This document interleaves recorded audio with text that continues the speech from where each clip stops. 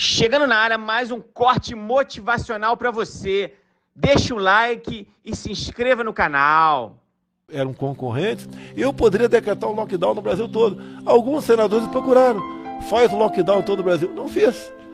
Fecha alguns locais, comércio. Não vou fechar, porque o vírus mata para quem não se cuida, mas a fome também mata.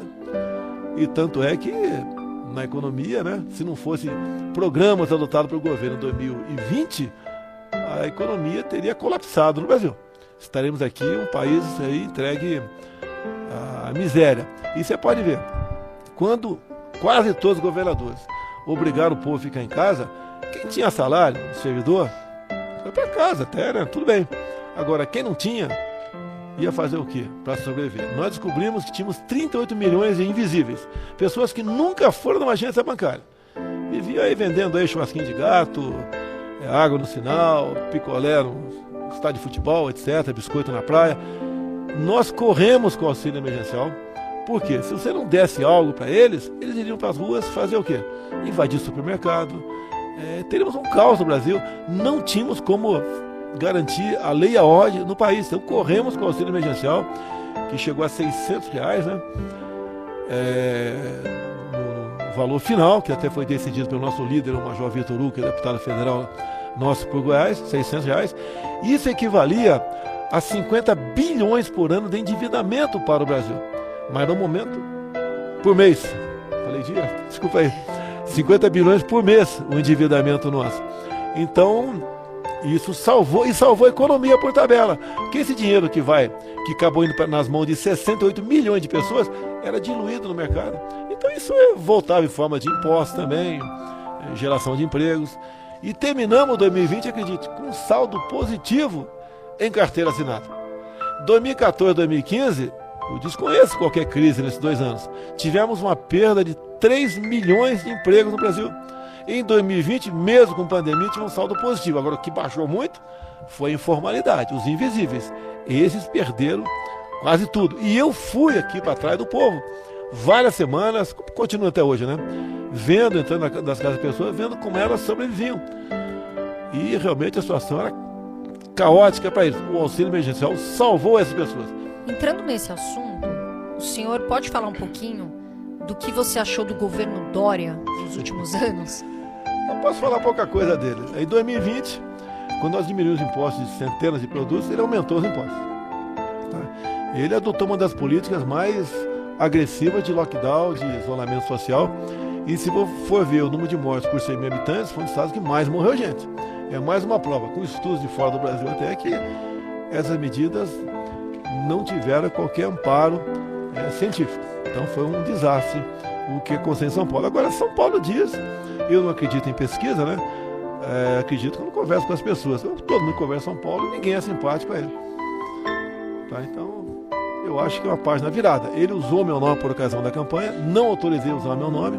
Tanto é que ele foi no Rio de Janeiro falar comigo entre o primeiro e o segundo turno. Eu não recebi na minha porta, do aeroporto, ele foi para casa de um amigo dele, depois retornou. E não sei porquê, né? Depois, quando ele assumiu, lógico, passamos a conversar, tive um evento com ele nos Estados Unidos, tá? E ele, depois do meu primeiro discurso na ONU, ele resolveu achar que eu era um cara grosso, sem educação, e falei besteira na ONU, tá? Agora, eu falei a verdade. Se você pegar o meu primeiro discurso na ONU, eu falei a verdade. E, em especial no tocante às questões aí da região amazônica. Presidente, nessa semana, o ex-presidente Lula declarou que se a guerra da Ucrânia e Rússia, se fosse com o Brasil, no caso, frente à Ucrânia, que teria sido resolvido em uma mesa de bar com 1 ou 2 cervejas. O que você acha dessa declaração? Acho que não dá para comentar, né? Ele não falou o Brasil, ele falou, vou chamar o Biden, o presidente da Ucrânia, tá? O Putin, e vamos tomar uma cerveja no bar aqui. Se não der 1, 2, 3, consumir toda a cerveja lá. Essa é questão séria, essa questão de guerra, né? Você não vai resolver as questões tomando cerveja. Isso leva você a crer que ele acha que as questões nacionais você resolve tomando pinga. Imagine, isso deve estar lá fora do Brasil, né? Isso aí vira chacota. Essa pessoa que quer que volte ao Brasil é uma pessoa, nós sabemos que ele gosta de tomar exagerar numa cachaçinha, sabemos disso aí. Mas não é por aí, né? Não é só isso que ele tem falado nos últimos dias. Ele é que tratou o aborto como extração de dentes, né? Ele fala abertamente que as Forças Armadas têm que ficar dentro do quartel, tem que conversar com ele. Ele fala certas coisas que, por exemplo, a defesa da família, que é feita por mim, é algo retrógrado. Você não tem nada de útil que ele fala, tá? As pautas mais importantes, mais caras para uma sociedade que a nossa, ele fala em liberar drogas, por exemplo. Não colabora com nada para com o país. Aí eu passo a não acreditar mais ainda em pesquisa. Quando ele fala que, dado o fato da Gleisi ser uma pessoa extremamente inteligente para ele acha que Deus é petista por ter botado a Gleisi no PT. Não dá para levar a sério esse cara. Acho que é perder tempo até conversar sobre ele. Quem tem um mínimo de inteligência, né? Ele falou também que voltará a fazer negócios com países, né, outros que ele fez no passado. Quando ele fala, por exemplo, o metrô na Venezuela começou a ser feito por FHC. Nós terminamos. Isso é investimento. Ele não falou que ano após ano a gente aprova aqui no Congresso, né, repasse de recursos do FAT para o BNDES, que é a fatia de juros que a Venezuela não está pagando para a gente, está dando calote. A questão de próprio Cuba também não paga os empréstimos do Poço de Mariel. Agora eu posso, né, para fazer cumprir o acordo que o Lula fez lá com Cuba, eu posso aí começar a pressionar o governo cubano para nos entregar charutos, porque é isso que está no contrato. Caso não pague, que venham charutos para cá. Ele fez 3 hidrelétricas lá fora. Nós temos problema de energia no Brasil. Fez 3 hidrelétricas lá fora. Ele aplicou lá fora em saneamento. Ele fez aeroportos fora do Brasil. Agora, isso aí está na cara. O endividamento da Petrobras chegou na casa dos 400 bilhões de reais. Também vendendo jatinhos para amigos, como, por exemplo, o Dória, em São Paulo, né? Você não compraria um jatinho com 4% de juros ao ano. O Dória comprou. Amigos, né? São amigos, né? Então, a gente quer que volte o Brasil a agir dessa maneira. Eu vi agora, eu já vinha falando aqui mais reservadamente, que o Lula já loteou todo o poder. Ministérios, bancos oficiais, estatais, e agora, por último, né, teria loteado também as 2 vagas para o Supremo Tribunal Federal. A mensagem que ele dá para os corruptos é uma só: fique tranquilo, eu botando mais 2 lá, você vai se safar no Supremo Tribunal Federal. Essa é a resposta. E complementa, né? Eu me safei. Não tem cabimento essa anulação do processo dele. Ele não foi julgado ali inocente. O ministro Fachin, que está presidindo o TSE agora, disse que devia ser julgado em Brasília ou São Paulo, e não lá em Curitiba. E anulou 3 condenações dele, né? Até a última, que foi o Supremo Tribunal Federal. E ele voltou. Então o Fachin tirou da cadeia, tornou elegível e está presidindo o TSE. Também entender, se depender do Fachin, né, ou do voto do Fachin, para ser educado aqui, ele será presidente da República. Presidente, o Lula falou que a classe média ostenta demais essa semana, gastando seu dinheiro com luxo, e defendeu a ideia de limite de consumo para eles. O senhor pode dar sua opinião sobre isso? A classe média está na ordem de mais ou menos R$2.000, R$2.500 por mês. Olha, isso é no papel a definição de classe média, né?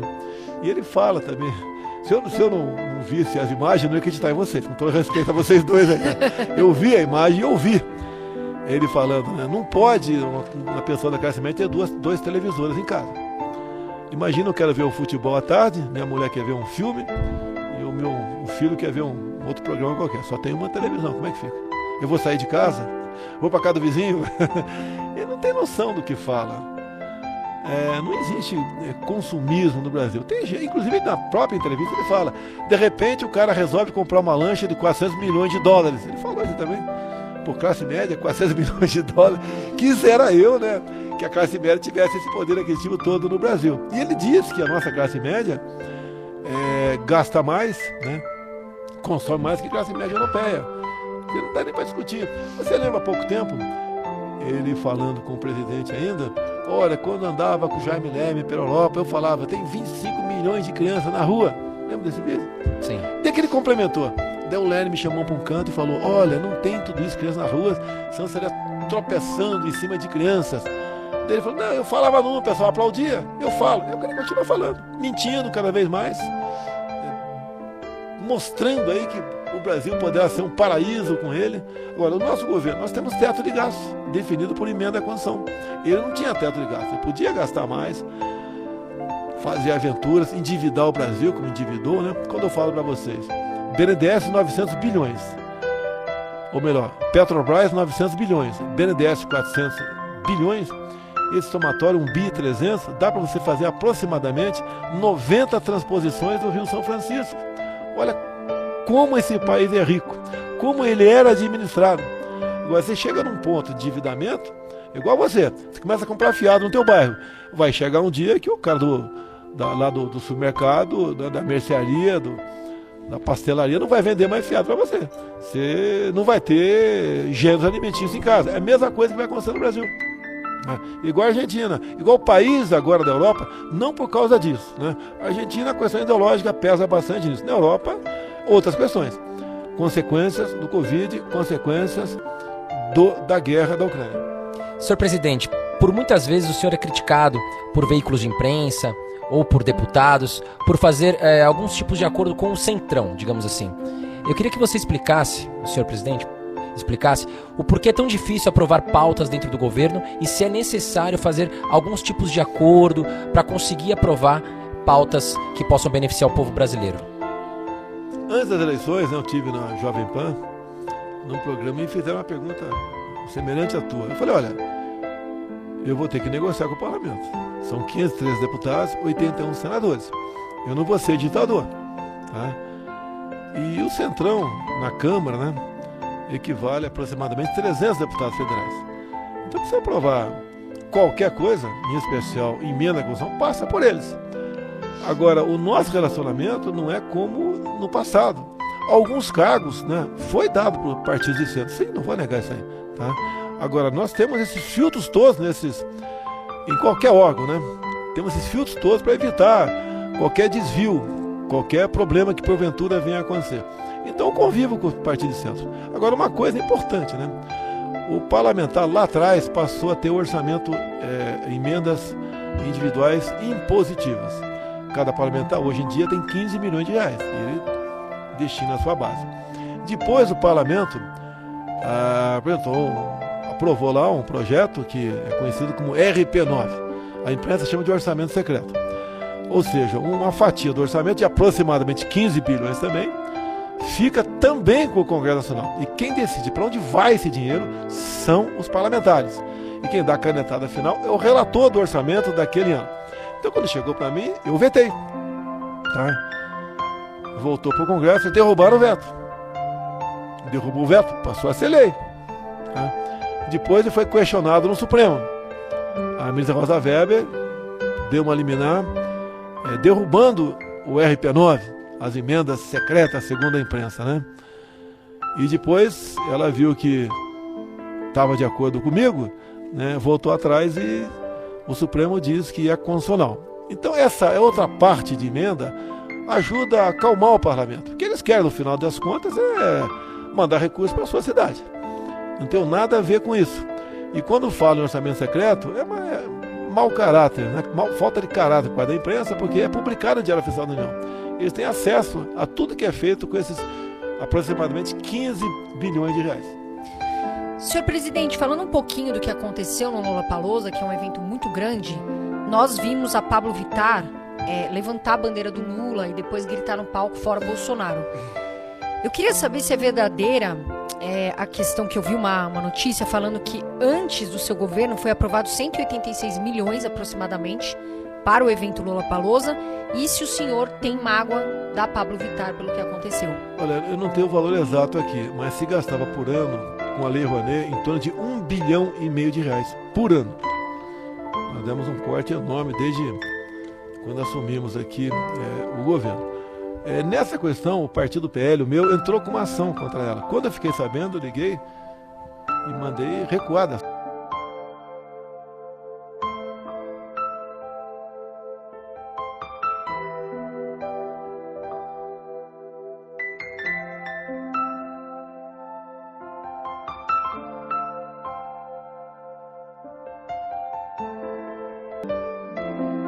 Deixe seu like, se inscreva, acesse nossa playlist com todos os vídeos do canal. Postamos vídeos segunda, quarta e sexta. Corte motivacional.